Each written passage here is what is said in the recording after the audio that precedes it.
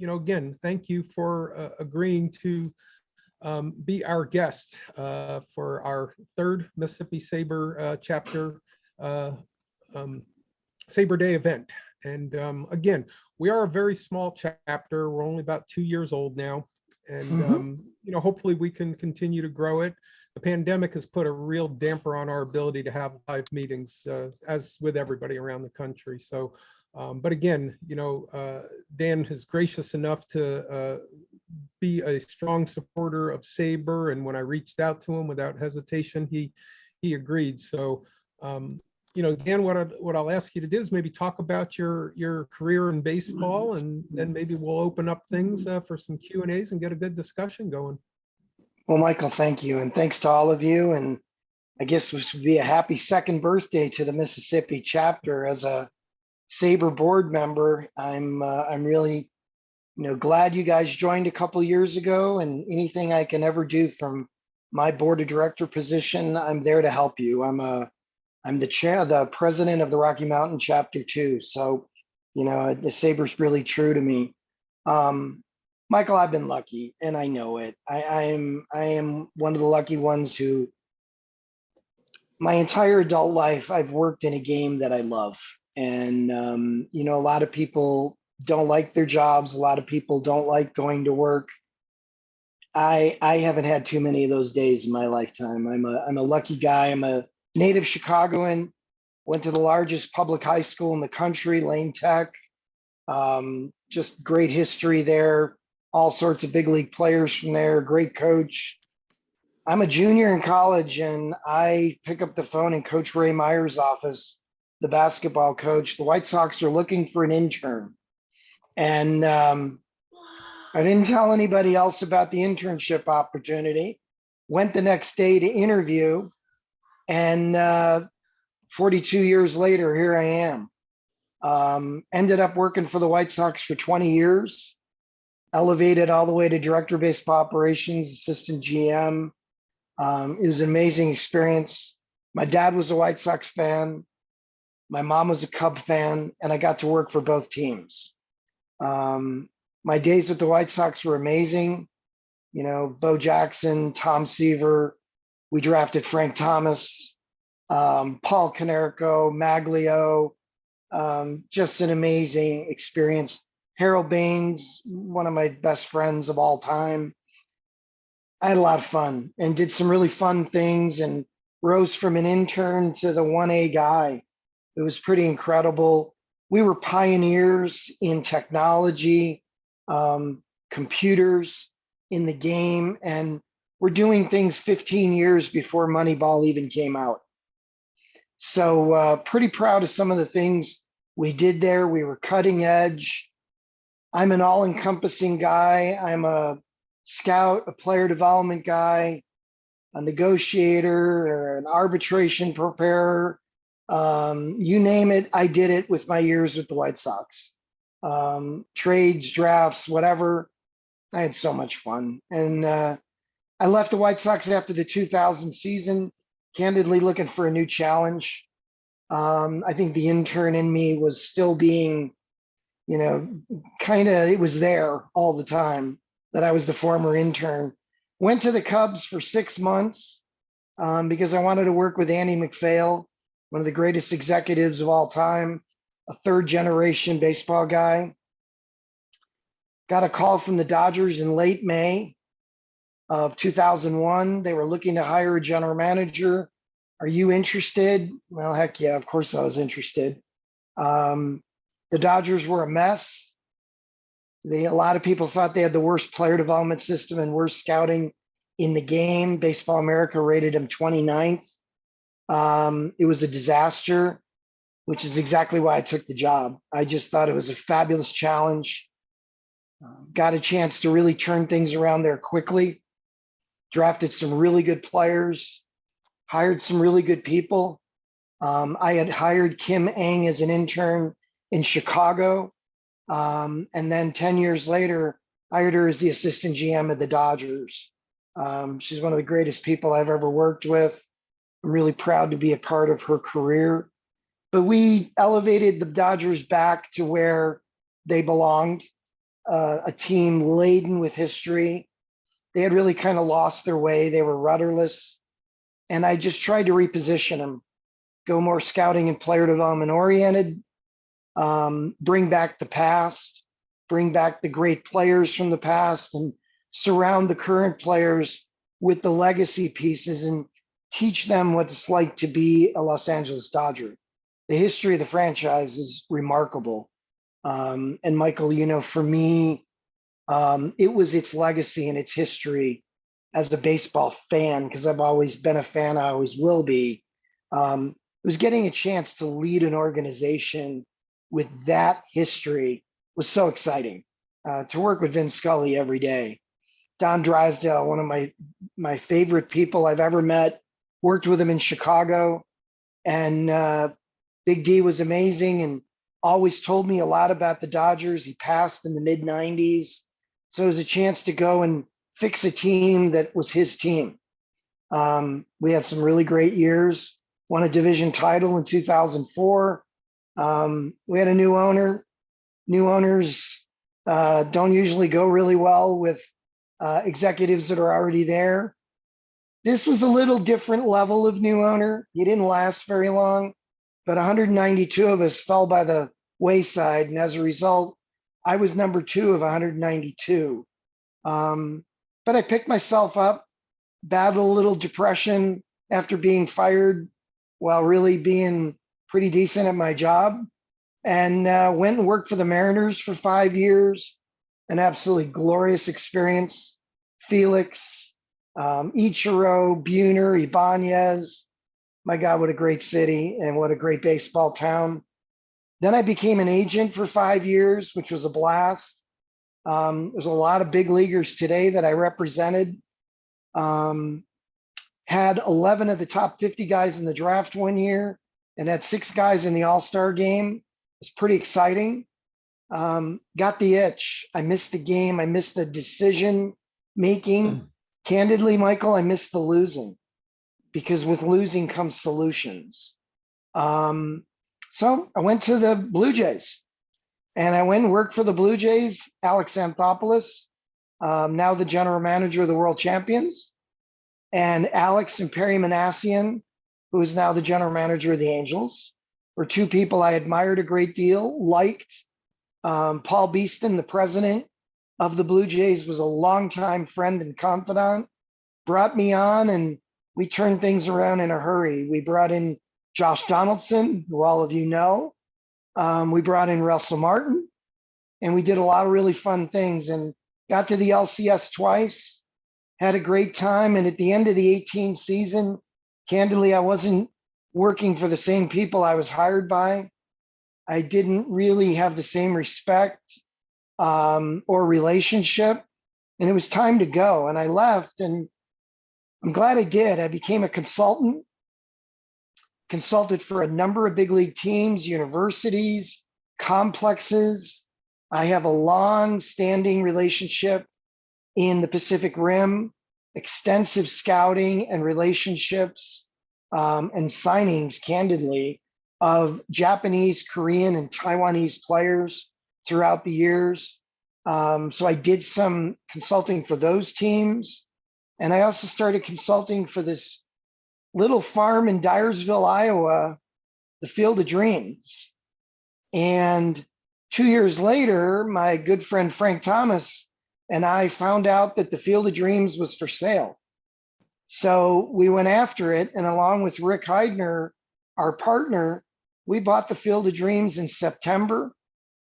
And I've been with the Field of Dreams since around January of 19 as a consultant, but now I'm the chief operating officer, and I absolutely love it. This is the most fun I've ever had in my career. I can't believe that I get to work at the Field of Dreams movie site. So I'm commuting back and forth from my home in Denver with an office at the Field of Dreams in Dyersville. And it's, you know, I recognize, Mike, I really recognize that I'm one of the lucky ones. And I know I am. And I never take it for granted. And I've never lost my love of the game. I love the game a ton. I've always said that I'm most loyal to the team that pays me, but now that none of them pays me, my allegiances are a little more public and a little more clear. But I love the people who comprise the game. I love SABR. I actually was a SABR member before I got started in baseball. My dad gifted me a membership when I was a sophomore in college.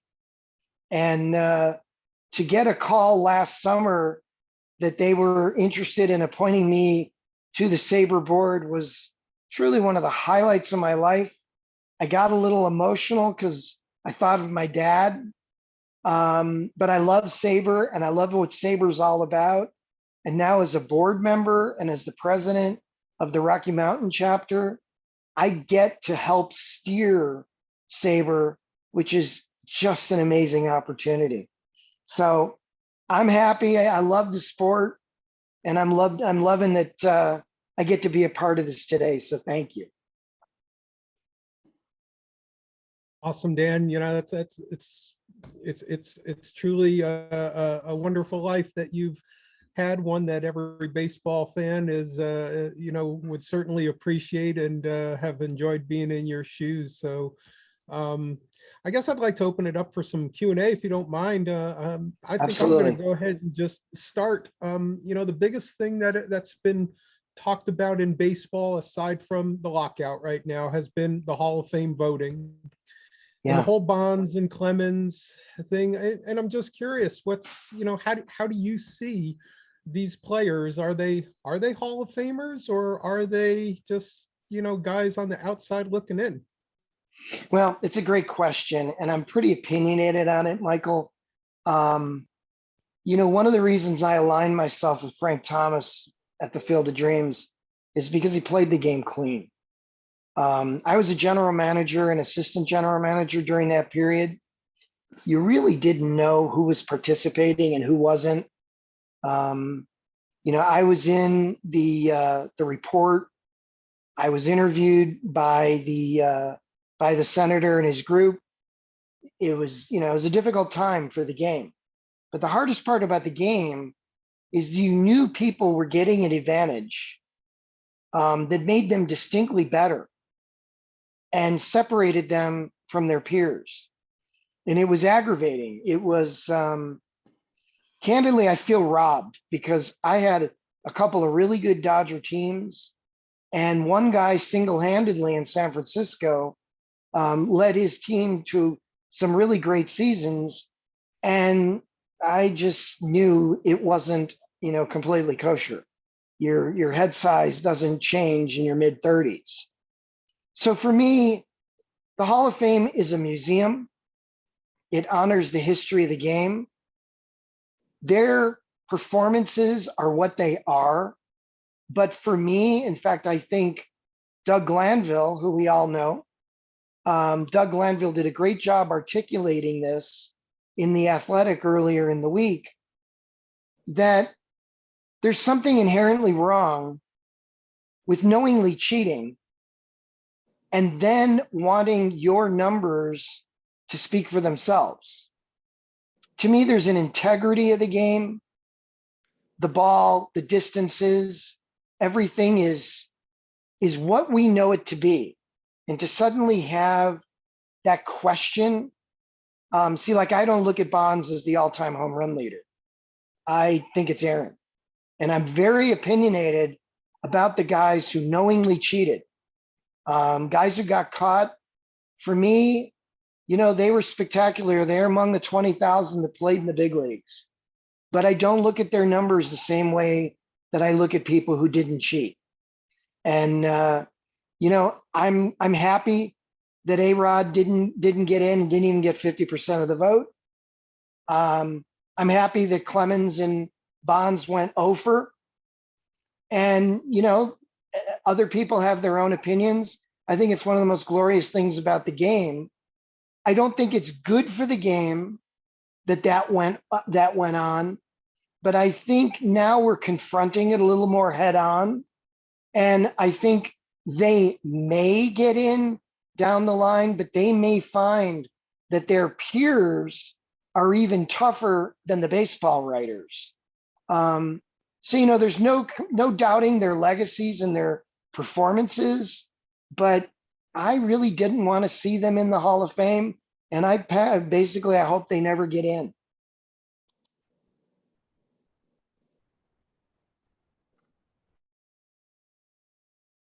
I don't think you're going to find a single person here that that would argue with that. Numbers are one thing, but playing the game with integrity and playing it clean is what makes a Hall of Famer in all of our opinions. So let's open Well, it one up. of the Does anybody hardest else things, have- Michael, were balls were going further than you've ever seen balls go. And pitchers were throwing harder multiple days in a row. And you started to go, who is this guy really? And as a guy who was running an organization, I didn't know who to bet on anymore. I didn't know who were the enhanced guys and who were the regular guys. And as I said in the Mitchell report, I stopped trying to trade and acquire players that I knew who were cheating, because I didn't know if they were going to give it up. And if they gave it up, I didn't know what I had.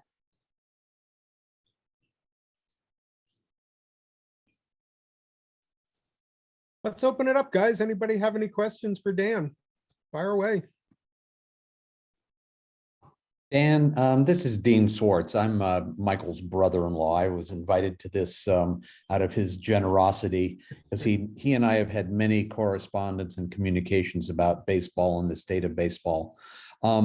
Let me give you a little bit of background before I ask you the question. I grew up with the Dodgers. And I'm going to throw out some names that I'm sure are going to bring a smile to Dan's face. He had already mentioned Don Drysdale, but I used to sit out in the left field bleachers at the Coliseum and watch Duke Snyder and Gil Hodges and Wally Moon and Jim Gilliam, and obviously the amazing Sandy Koufax. It breaks my heart to see the lack of allegiance to teams that players have now. And it all seems to be about and listening to a baseball meeting, attending a baseball meeting. What's up? It seems to be all about money now.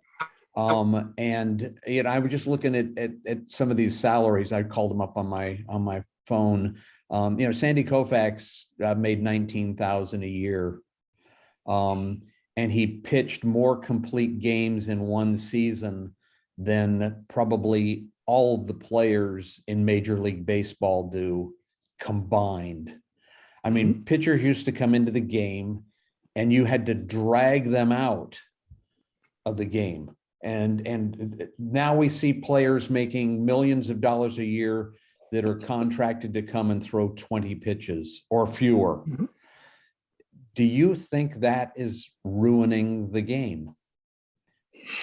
Well, first of all, I want to touch on some of the names you mentioned. One of the best parts of joining the Dodgers was getting to know Koufax, getting to know Duke Snyder, who was just an amazing guy. We used to sit at every game in San Diego together. Part of the reasons the Dodgers were great is they had great people. They weren't just great players. Sandy's one of the neatest guys I've ever met, humble as can be. So, you grew up on a great club. I mean, they were a really special group, and putting 92,000 in the Coliseum for World Series games is remarkable. But Dean, I know a lot of people in the game fight change. I don't.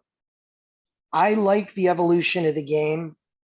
I like the game constantly altering. I mean, I look at the NBA, the NHL. I don't watch football. I don't watch football at all.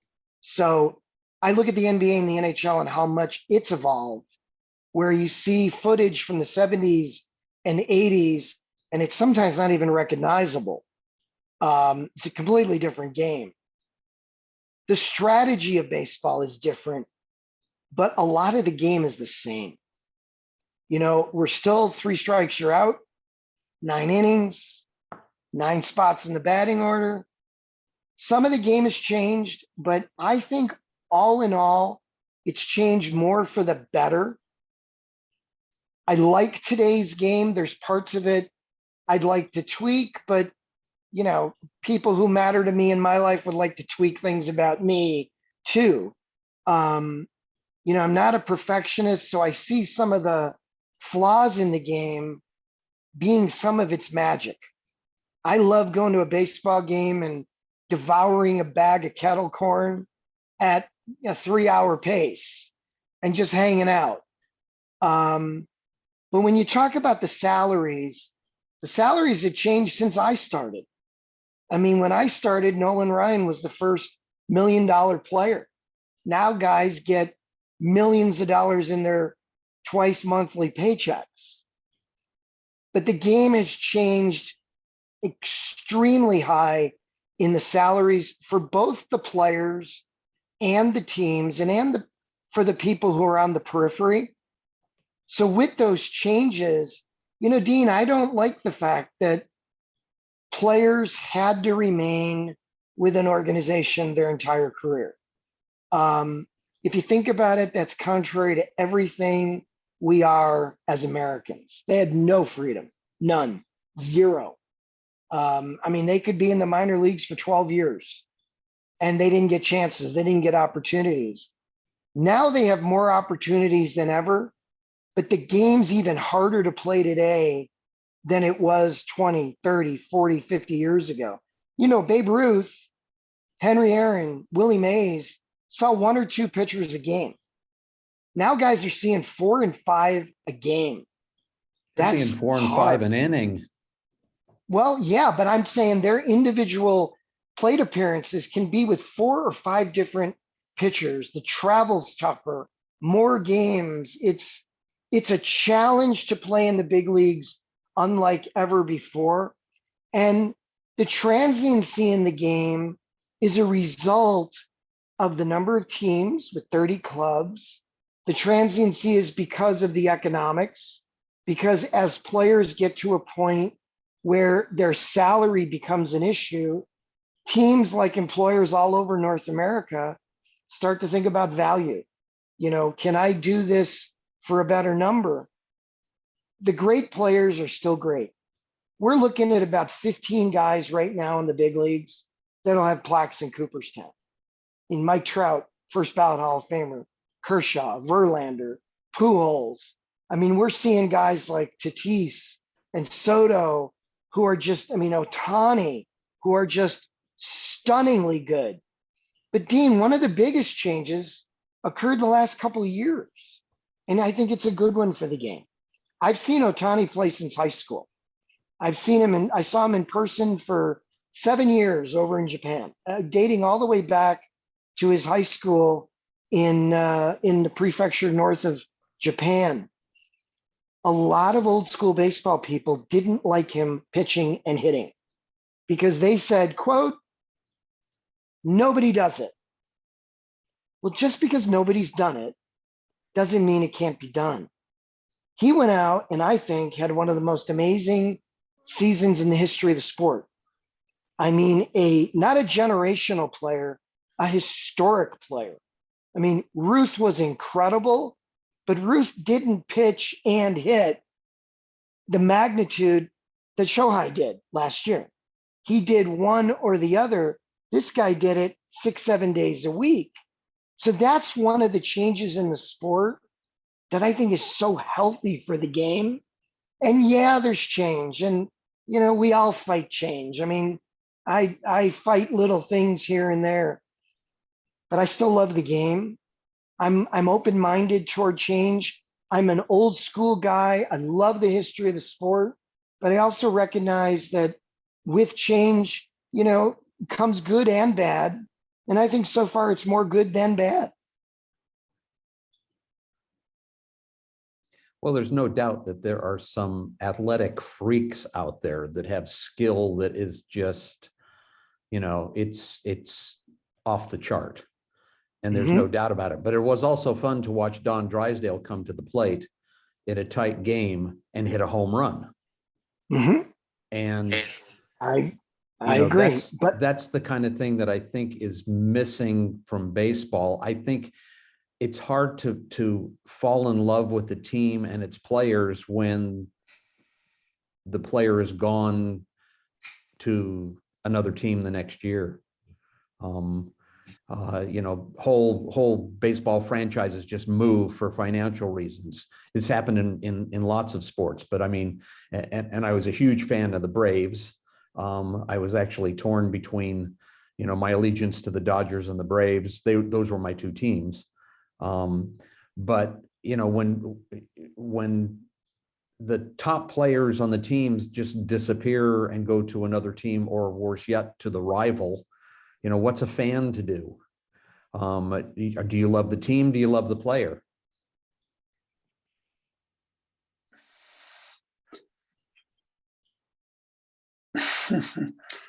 Well,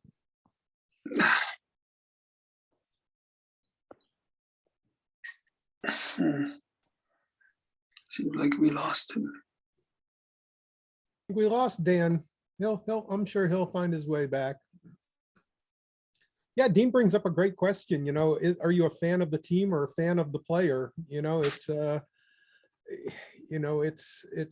always a challenge, and it breaks your heart when you see your favorite player on your favorite team all of a sudden now wearing the uniform of somebody you despise. And I'm a Mets fan. If you're not on the Mets, I'm not a fan of other teams, kind of thing. So, and I think we all kind of have those feelings as well. It's I agree. It's disheartening to see your member of your team end up somewhere else. For you Astros fans, you guys are gonna probably see Carlos Correa, wearing another uniform here real shortly. And if he ends up in a Seattle uniform or an Angels uniform, that hurts. And you know what? I This is one of appreciate- the things that makes baseball so cool, is that we all have opinions. See, the thing I despise about the game the most is I hate watching pitchers hit. It's funny that most people think that there's more strategy in the National League game and the American League game. So one night I had dinner with Sparky Anderson, and I asked Sparky, what's more strategy, American League, National League? And he said, oh, that's easy. And I said, okay. And he said, oh, it's far more strategy in the American League. He said, the game takes care of itself as a manager in the National League. When the pitcher's coming up, you got to pinch hit. You got to get a reliever ready for that at bat. You got to get somebody almost programmed 3 or 4 spots away that they're going to hit. And I said, what about the bunting and everything like that? And he said, well, you're not bunting because it's strategy. You're bunting because the pitcher can't hit. He said, there's no strategy there at all. So I took that conversation and I asked LaRussa, who I started under. Tony said the same thing. I asked Jimmy Leland. Jimmy Leland said the same thing. So I think we sometimes overstate the strategy in the National League game. I think it's clearly a more entertaining game. And I'm probably the only person on this call who saw Bartolo Colon's home run live. I was there. I was in the ballpark, and it was an amazing experience. But I'd also seen him make about 75 outs that were easy outs. So, for me, I can't stand watching pitchers hit. And I've always been a fan of the DH, grew up with it. So for me, I'm happy that we're going to be going to a universal DH. And I know longtime National League fans don't like that opinion, but I'm not going to pretend that's not how that's not how I feel. I like the game. And there's another part that I'm going to tip you off to as a group. There's a lot of National League pitchers who can't handle the American League game. They can't handle 9 hitters. And they can't handle, as one great big league pitcher told me once, it's a vacation for a batter and a half. It's a mental break to reset, because if you get in trouble with the 8-hole guy, you just pitch around and you go to the 9-hole guy and the inning's over, or you got a free out. And I started to look at players in the National League differently. And there's a lot of National League pitchers who will never go pitch in the American League as a free agent because they don't want that sort of mental pressure. And it's really remarkable to hear that from a guy, but they're blatant about it internally. They don't like having 100% of the game when they're used to having 88%. And as a result, I get it. People don't like it. And there's people like Dean who don't agree with me. And, I understand people's opinion. I just disagree. And I'm not disagreeing with you on that. I'm just explaining from my perspective as maybe just an old guy that liked, the way things were in the old days. Yeah. And I liked it when a player played almost his whole career in one place. Think of Gwynn in San Diego.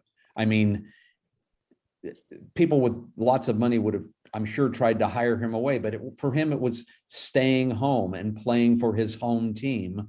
I just think that's a very big value that I think has been lost. I think there are very few players in any major sport that wouldn't leave for more money, and the hell with their fans. LeBron James is a perfect example of that. And sure, he's a phenomenal basketball player. I mean, he is a total freak when it comes to his athletic skills, but yet, as much as he professes to love Ohio, he'll jump to wherever the money is. And it's hard, I'm in Ohio now, it's hard for people of Ohio to watch their native son go off to Florida and then to all horrible places where the devil lives, Los Angeles. I just think it's a problem with major league sports, and I don't think baseball is immune to that issue. And yeah, it's nice that players can make lots of money, but again, how much money does a reasonable human being really need? I mean, how many tens of millions of dollars can you spend? I would think, I don't know, I'm a lawyer, and at one point I was representing a very, very, very prominent basketball player who had come out of college, got a huge contract. And then after his first season, where he was an all-star and everything else, he wanted to either renegotiate his contract or leave. And I said, no, work out your contract. And when your contract is done, then it's time for you to ask for more money. But you don't do that in the middle of a season. You don't do that. And he did take my advice, and he ended up making a lot more money. But the point is that too many athletes today, I think, are just chasing money and don't really think about the fans that aren't willing to stay at the stadium and sign autographs for 2 hours.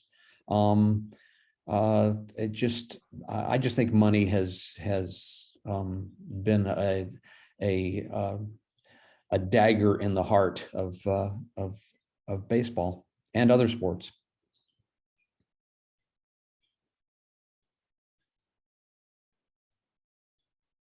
Any other questions for Dan?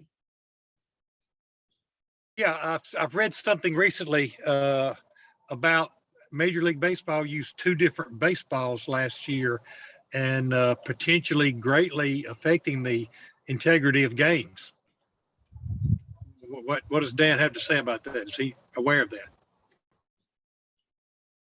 I think Dan fell off the meeting again. I think he's not currently with us. It's probably because I keep talking too much. So I'll be quiet, and maybe Dan will come back. And I'm just going to mute myself for the next half hour and see what happens. Yeah, I've been driving, and I actually had to reboot. I had a connection complication. I'm headed to a basketball game here at Mississippi College in about 20 minutes. There you go.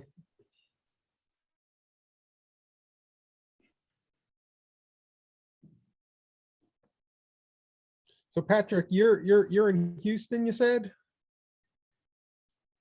I am. I'm in Houston. This is where I'm from. But like I said, I'm getting my master's at Ole Miss. Oh. Everything's remote now, so petitioned them and said I could do it. So yeah, I am in Houston, and to kind of talk about what Dean was mentioning, it is difficult seeing players that you love. I, grew up watching Craig Biggio, and I know Bagwell came from the Red Sox, but essentially he was an Astro the whole time. I love seeing the guys like Tony Gwynn that stay with one franchise their whole career. But on the other hand, I do understand that physical talents start to deplete, and you only get this window where you can maximize the amount of money you make. So I try not to fault a player for doing that, for chasing more money. I remember Beltran leaving Houston with that extra however many million to go to the Mets, and really wishing him fail. I wish that he failed. So I get kind of torn between that. I guess it all does depend on, there's that whole Jerry Seinfeld bit about at the end of the day, you're essentially just rooting for laundry. When a guy leaves your team, you boo him, but a guy that you formerly would boo comes to your team and he wears your laundry. So I was wondering, Dan, about on that topic, were there players that as a GM or anywhere in an organization that you attached a personal, obviously personal relationship, but were there guys that I guess their personal situations made you hesitant or made you think twice about what you did business-wise? Do you mean a relationship get in the way of making a move? Right. Yeah, that makes sense. Yeah. Well, Patrick, I was in a really unique situation for my whole adult life where I was traveling with teams. So I had relationships with guys, because you can't avoid it, but also I coveted it because part of knowing the player as a player is knowing the player as a human being. They're not robots. And there's a lot of personnel people in the game that have strayed away from that. And I find great fault with that. You've got to know your players personally.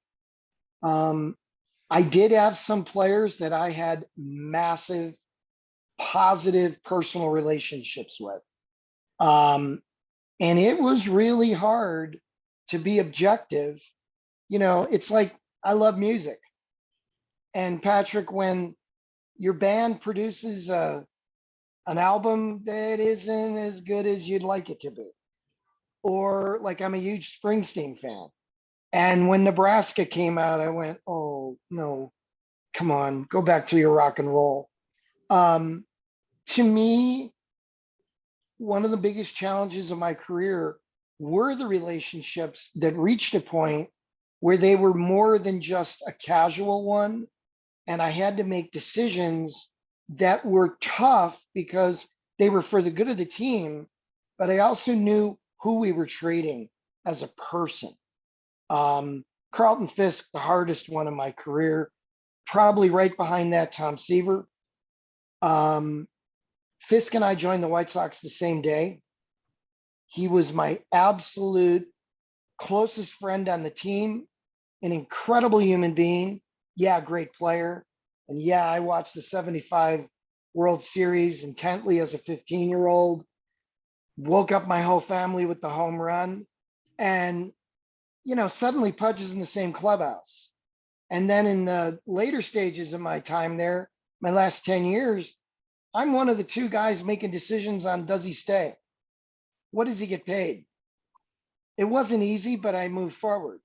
Signing Bo Jackson, it was like, I wanted Bo to excel, but Patrick, the fun part is if you're professional about it, you can maintain the relationship during and after. Frank Thomas is a great example. Seaver, after he retired, I went and visited him at his farm in Napa Valley. I maintain relationships with so many former players that I either was with on the club side or represented on the agent side, but I covet relationships. I'm a relationship guy. I know there's this kind of cool macho thing that a lot of executives say, well, I don't get relationships. I don't like relationships. Well, I look at it this way. Think about working for a boss that is a rotten interpersonal person. Why would you want to work for that person?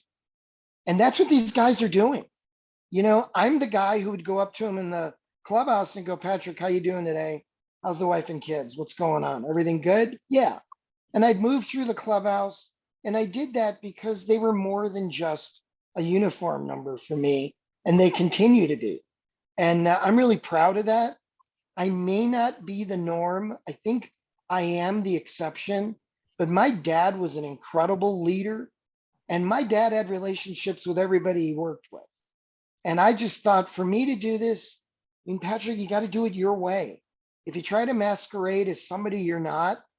So I look at people like Pat Gillick, like John Sherholz, like Brian Cashman, the great executives of the last 30 to 50 years.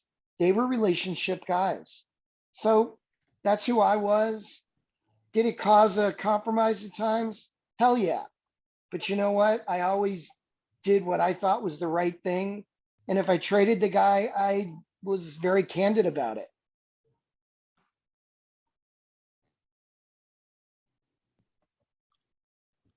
Dan, I've got, Kevin, I'm sorry, go ahead, Jason. I know all Kevin right. had a question before too, when Dan. Oh, true enough. Yeah, let's go back to that one. Yeah, Dan, there was a question while you were off from Kevin. Okay. What was it?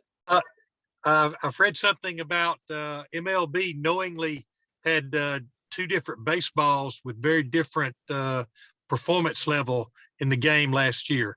Do you believe that? Do you have any knowledge of that? And what would you say about it? Well, Kevin, and I'm happy you pulled over to talk to me about this. You know, I read the same thing you read, and I explored it on the internet. I hope it's not true, because if it's true, it's disturbing, because the game that you think you're watching wasn't really the same game. Pitchers, hitters are so particular. You know, a position player can feel a baseball and know it's not a big league ball. They can feel a ball and know there's something wrong with it. You know, you grab a college ball, a minor league ball, a KBO ball, and you can feel the difference between a big league ball. Weight, seams, tackiness. I know if they did it, I know why they were doing it. They were trying to get a tackier ball that wouldn't require sticky stuff. But it's hard to think that they would do something like that and not let the baseball world know. All of us in the game were kind of surprised by that. Whether it's true or not, I'm not sure, Kevin, but I'd be disappointed if they actually did that.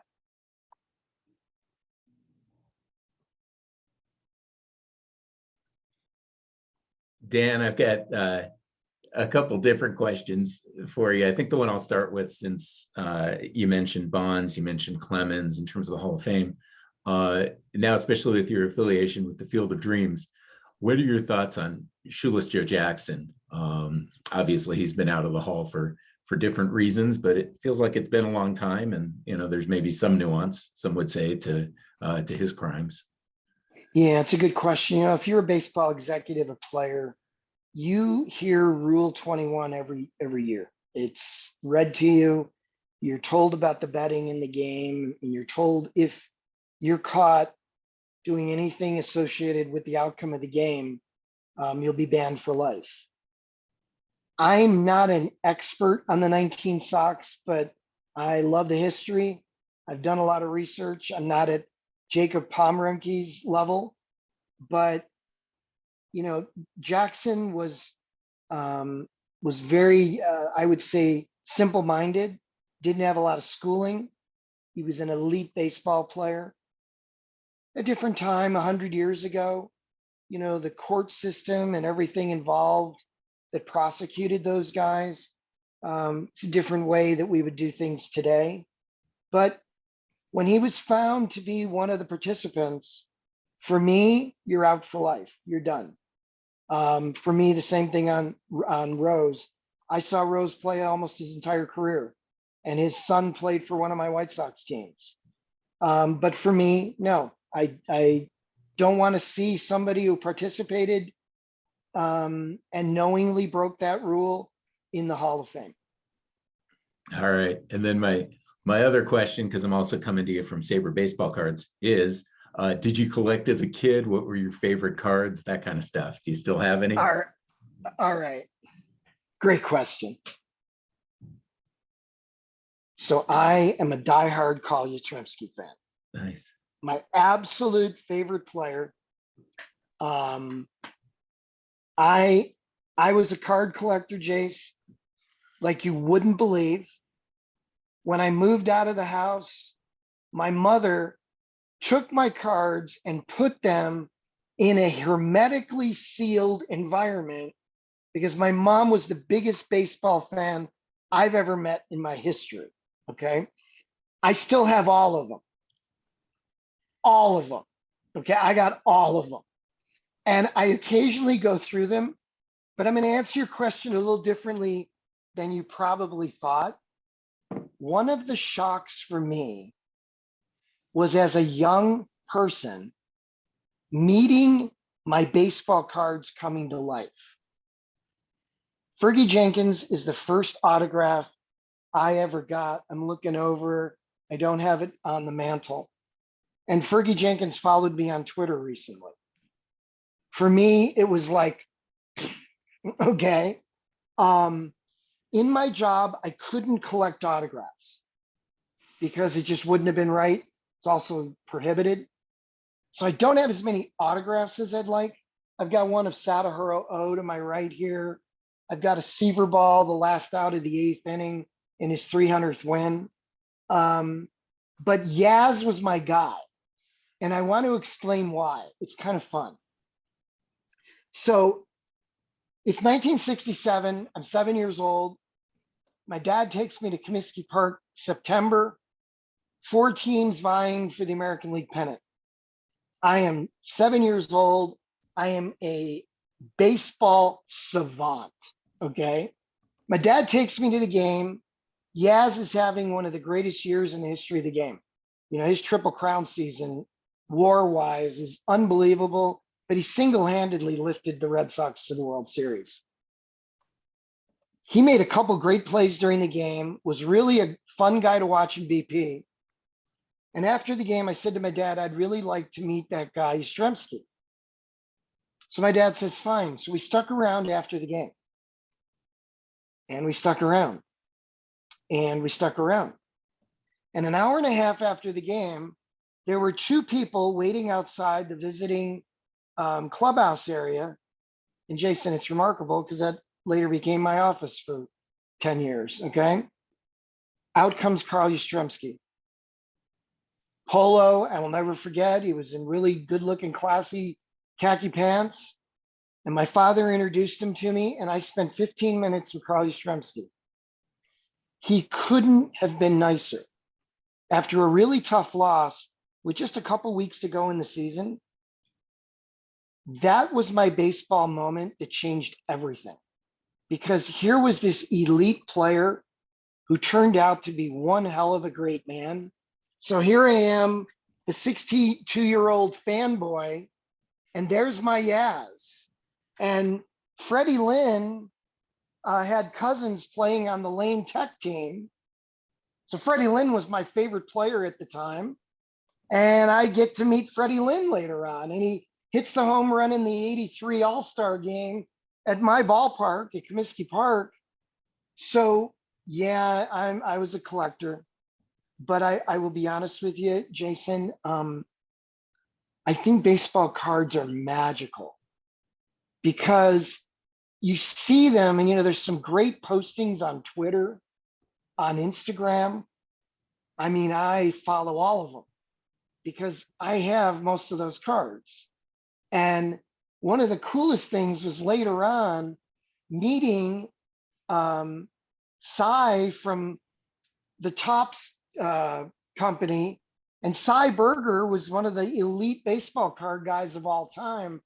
And I would hang with Cy Berger every spring training as much as I could to talk to him about baseball cards and their history.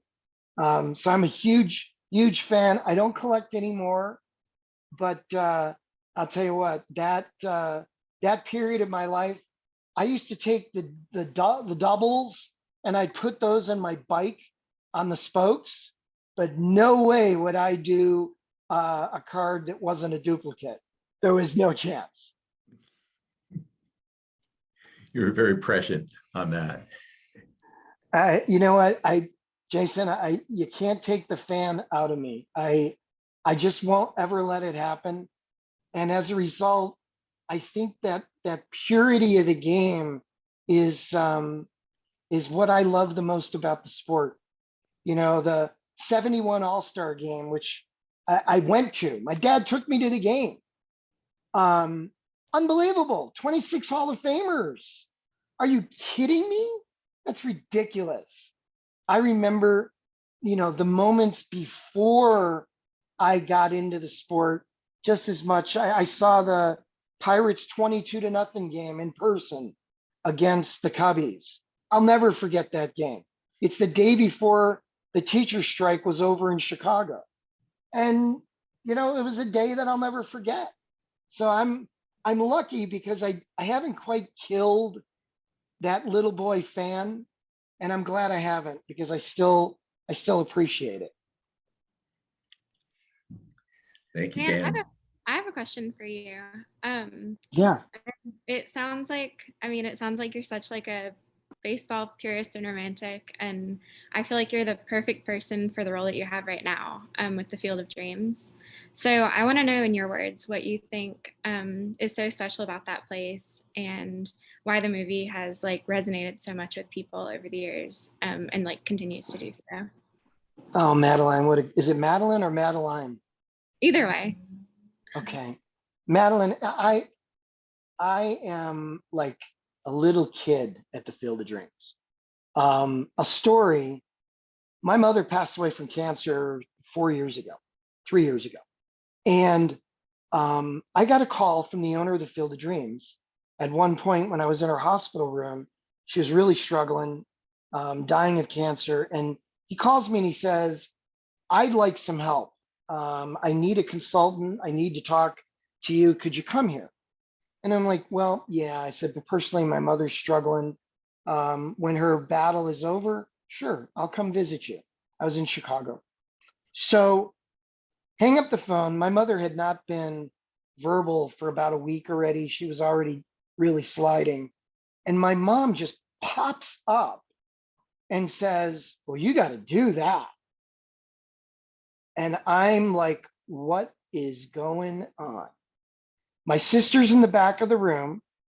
And I said, honestly, Mom, you haven't spoken for like a week. She goes, do you know I was there for the filming? Your dad and I drove over from Chicago. We saw a day of filming.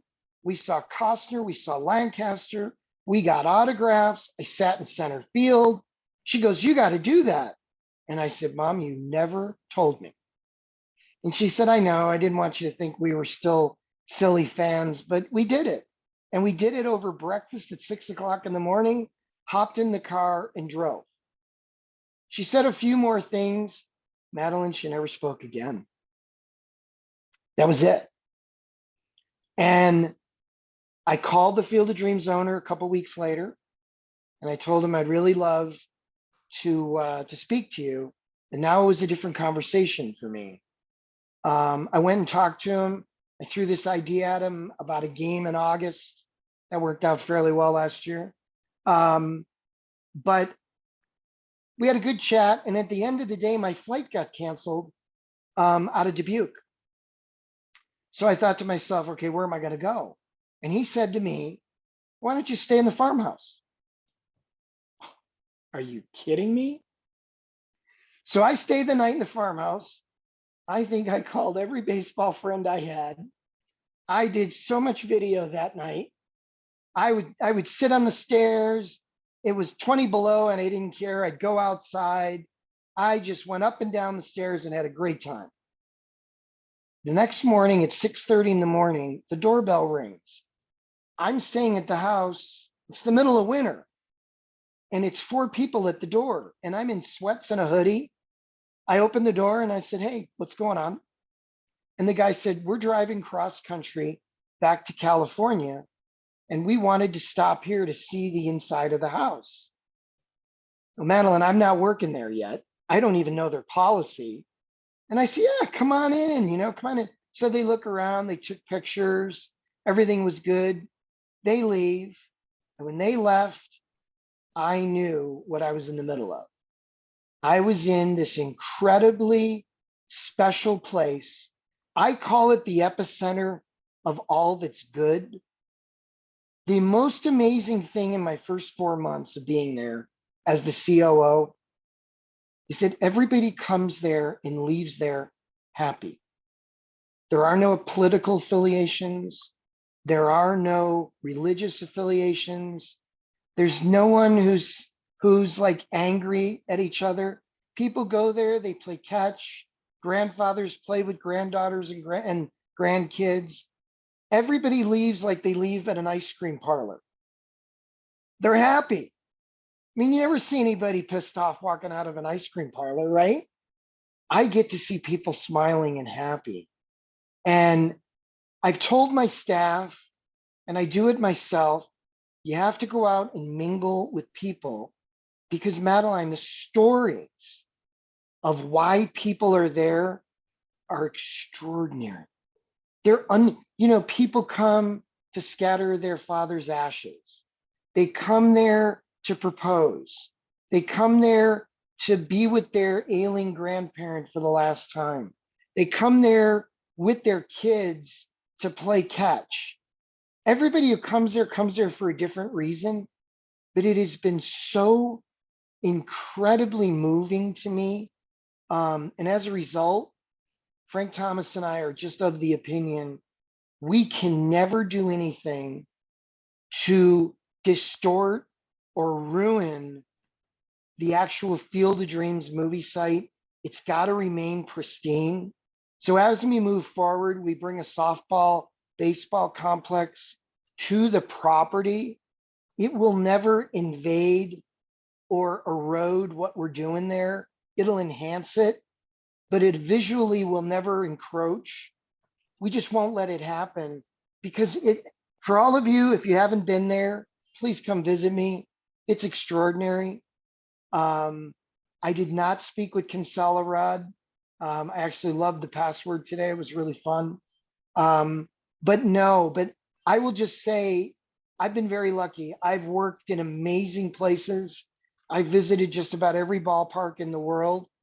There is something so special about that 4,200 population town in Dyersville and that little ball field. And I am so lucky in a career that I've been blessed being a part of to do this towards the end of my career. Oh my God, what an opportunity. And I recognize that being the steward of that property is an incredible opportunity. And I don't take it for granted any moment of any day. Thanks for that story. It sounds like something Kinsella would have written himself, how you got Yeah. there. Madeline, I just keep thinking my mom and dad are there every day I'm there. And I got it. What made it special for them, I want that to be special for everybody who visits. Well, I work in museums and I worked at a house museum before, actually William Faulkner's house in Mississippi. Oh, wow. And so I know exactly what you're talking about, that feeling of people coming and having that, reverence. And it makes me really happy to know that your plans are basically to keep that magic. It'll never, in fact, today we just sanded the floors down and redid the floors, trying to bring them back to what they looked like 32 years ago. And, it's something we do constantly. Every bit of that house is exactly as it was in the movie. So that requires attention to detail and it requires a lot of constant care. I mean, the building's 140 years old, Yeah. but the building's history alone is one of the most fun things about it. That's great. Thank you. Thank you, Madeline. That was a great question. Michael, I'm going to have to leave now. I want to thank you for inviting me to join this group. And to Daniel, I just want to say this is one of the most informative, inspiring hours I have spent in a very long time. It's just really wonderful. Hearing you speak helps me understand why baseball is such an important part of our lives. It's been awesome. Everybody Thank stay you so safe, much, stay Dean. healthy. Thanks, Dean. Goodbye. Take care. Hey, Dan, have I know your time is valuable and we don't want to take up too much more. I just want to have one more quick story I want to hear from you. Michael Jordan on the Birmingham Barons. How did that happen? Wow. Wow. And you know what? We came to your state a couple times with MJ there too. Michael is one of the most amazing people I've ever met. You know, we all got to see the side of him in the ESPN series. And if you haven't seen that, I highly recommend it. But I was really lucky that I got to meet Michael and got to know him extremely well. An incredibly good guy. I mean, incredibly good guy. Sincerely, one of the hardest working baseball players I've ever been around. I see why he was great in basketball because I got to be around him all the time. He came to us and wanted to play baseball, and the Bulls were owned by the White Sox owner. So in the 93 playoffs, our first home game, Michael's at the ballpark and tells Jerry Reinsdorf that he's going to retire and he's going to go play baseball. So Jerry says, why don't you come play for us if you're going to do that? So I knew him a little bit. I was in Chicago. I had a really dear friend who was the producer of Bulls games. The general manager of the Bulls was one of my mentors as a scout. So I already knew Mike and I knew him pretty well. He went from being a guy who hadn't played for 14 years and looked it to a guy at the end who was really coming on. The second half of that season, that was 94. The second half of the season, he hit like 280 to hit 201 or 202, stole a bunch of bases, played the outfield. One of the most fun things I ever saw in my career was Harry Carey, who I knew well and can impersonate really well. Grew up listening to him and then got to work with him in Chicago with the White Sox. Harry wanted to interview Michael on a pregame show of an exhibition game between the Cubs and the White Sox. And I don't know who was more excited to meet who, Harry for Michael, Michael for Harry. One of the very best interviews I've ever seen. But a quick story if I can. So Michael's about a month into his workouts. And Jason knows, so true, Jason. Jason knows there's a school called the Illinois Institute of Technology on the south side of Chicago. The baseball coach over there was a really great friend, and he offered to use their facility to kind of hide Michael away and start working out. So I'd go over there about every other day and just kind of hang out. We had instructors working with him. It was totally under the radar. Nobody knew where he was. Well, I bring my oldest daughter, who at the time was 4 years old, and I bring her in. He's there. He'd met her a couple times, and he and I are just chatting. And out of the blue, she goes, Michael, my daddy says that you're not a very good baseball player and that you can't hit. And I'm just looking at him, and he and I were on good terms, thankfully. And he looked at me and he goes, oh, really? So what else does your daddy say about me? And she goes, nothing. You're a really nice guy. And she runs away. So he looks at me and he goes, anything else I need to know? And I said, No, she's got it pretty well down pat right there. He gave me such a hard time from that point forward. He would always say to me, "How does your daughter think I'm doing now? And what's your daughter hearing from you now?" So he's hitting about $140 in May, and I'm in Birmingham. And I said to him one day, I said, "Can I ask you a question, dude? Who was more right?" And he goes, "Danny, I'm starting to figure it out. You watch what I do in the second half." And I said, "Really?" He said, "Tell me why." Terry Francona was his manager. Mike Barnett, one of the greatest hitting coaches of his generation, was his hitting coach. Kirk Champion, a great pitching coach, a phenomenal group of coaches. And I go to them and I said, "Hey, he thinks he's going to turn it around." And they said, "Oh, yeah, he's going to turn it around." And he sure did. Incredible teammate. He taught our guys how to be a pro. I will say this, and I know it's not the popular discussion. He would have definitely played in the big leagues. He'd have been an extra outfielder, a defensive replacement, probably a platoon right-handed bat. He was 31, 32 years old, and the progress that he made was unbelievable. So I'm elated that I got to spend time with him. And I saw him about 2 years later. We were both in a hotel and I heard he was in a back room. So the security guys let me back and I sat with him and I said, "All right, how you doing?" And he goes, "Really good." They had just won the NBA title. And I said, "How are you doing?" And I said, looking back, "Did you have fun?" He goes, "Danny, I had a blast. It was so much fun." He said, "What a great group of guys on that Birmingham team." You know, what's really interesting, Michael, is that a lot of those guys became big league players and they handled the media and they handled their job, which is their job, better than any group of players I've ever been around. And it's because of him. He just treated it like a job, like a profession. And I mean, who are you going to follow? Of course, you're going to follow MJ. Turned out to be a glorious period of my career. It's just an amazing experience to be with the Beatles on tour. He was incredible.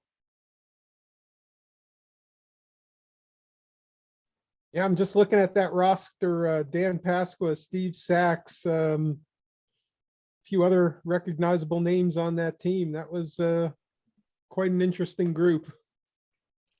And he, you know what, humble as could be. I think the greatest athlete I've seen, maybe Gretzky, but extraordinary. And you'd have never known it in the clubhouse. He was an incredibly good teammate. Awesome. Well, Dan, you know, we can't thank you enough for being a part of SABR Day for us. Now you're part of 2 SABR Days, all the same day. So it's pretty amazing stuff. But thank you for sharing your stories and your time with us. And Jason, thank you for helping set everything up for Zoom for us all. We sure do appreciate it. I appreciate everybody who came, and look forward to hopefully having some meetings again in person real soon. I think our next Cool Papa Bell chapter meeting is we're going to shoot for here in Starkville in May for Cool Papa Bell's birthday, and hopefully a conference with some presentations. So, and then again this summer we'll be down in Jackson attending a game together, and hopefully more. We'll see. But Dan, again, thank Michael, you. You know, this was great. And Michael, could I just say a couple of things? I'm going to put my Sure. SABR board hat on now. Okay. SABR is something for everybody. There are like 30 committees and all sorts of opportunities. Whatever you just cherish about the game, it's there for you. There's committees for pictorial history of the game, oral history of the game, stadiums. There's things about Japanese baseball. There's things about umpires, rules, women in baseball, statistics, trivia, something for everybody. I encourage you all as members to go to the buffet and be a part of it. because you might find that one thing that just excites the heck out of you. Maybe it's something that's so unique that none of your friends want to hear about it. They don't want to talk about it, but there's 20 nerds like me on a call that want to talk about it. We just started a landmarks committee that we had a meeting about a week ago that was so much fun to be a part of. So I just explore, get on the website at saber.org, go to the Saber Analytics Conference virtually, follow people, follow me on Twitter. And moving forward, Michael, there'll be a soft spot in my heart as a board member to try to help you guys out. For the chapter leaders, attend the chapter leaders meetings, because it'll give you ideas about how to do things in the future. But I will tell you, Saber for me has been a relationship portal for people who love the game like I do. And I encourage you all to visit it and look at it accordingly. Use Saber because it's there to be used. You know, there might be somebody in Taiwan who has the same interest as you, and your link, your connection is that little 3¼ ounce ball that binds us all. So I thank you for having me today, Michael. Good luck to your chapter. Good luck to all of you. And again, I really appreciate the invitation. Awesome, Dan. Thanks again, everybody. Hopefully we'll see everybody real soon. Bye-bye now. Thanks. Thank you, Daniel. Everybody. Enjoyed it.